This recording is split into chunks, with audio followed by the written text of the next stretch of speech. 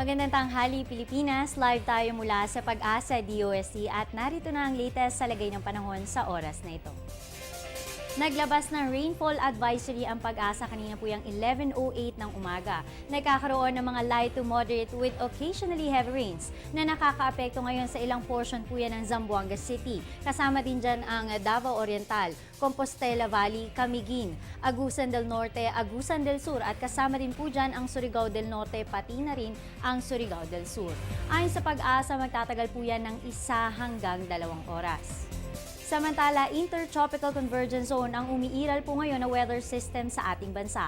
At iyan po ay nakakaapekto dito po yan sa Visayas pati na rin po dito sa Mindanao.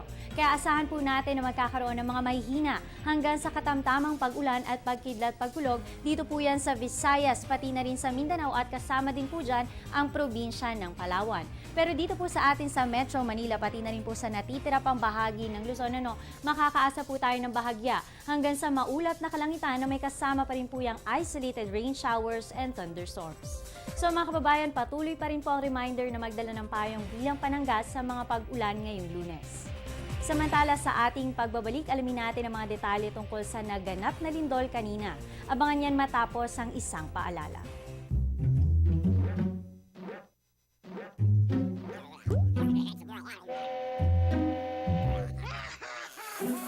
Worried kung nasaan ang package mo? Sa Air 21, worry-free! May real-time SMS updates kaya alam mong status ng padala mo every step of the way. Why worry? Pwede namang worry-free. Sa Air 21, sagot ko, padala mo!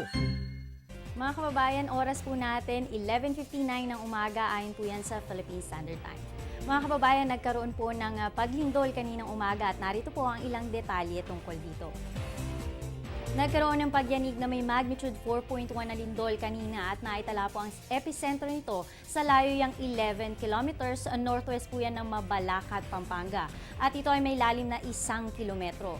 Ayon sa Philippine Institute of Volcanology and Seismology of PHIVOLCS, nakaramdam naman ng intensity 3 ang Clark, Pampanga at wala naman pong pinsala at inaasahang aftershocks ang nasabing pagyanig. Pero pinapayuhan ng ating mamamayan na maging alerto at handa sa ganitong mga kaganapan.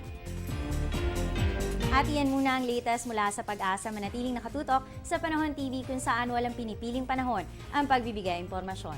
Maaaring bisitahin ang aming website and other social media accounts. At ako po ang nakasama ninyo ngayon, ang inyong weather darling na si Aubrey Nair na nagsasabing kahit anong panahon, may pag-asang bumangon. Magandang tanghali.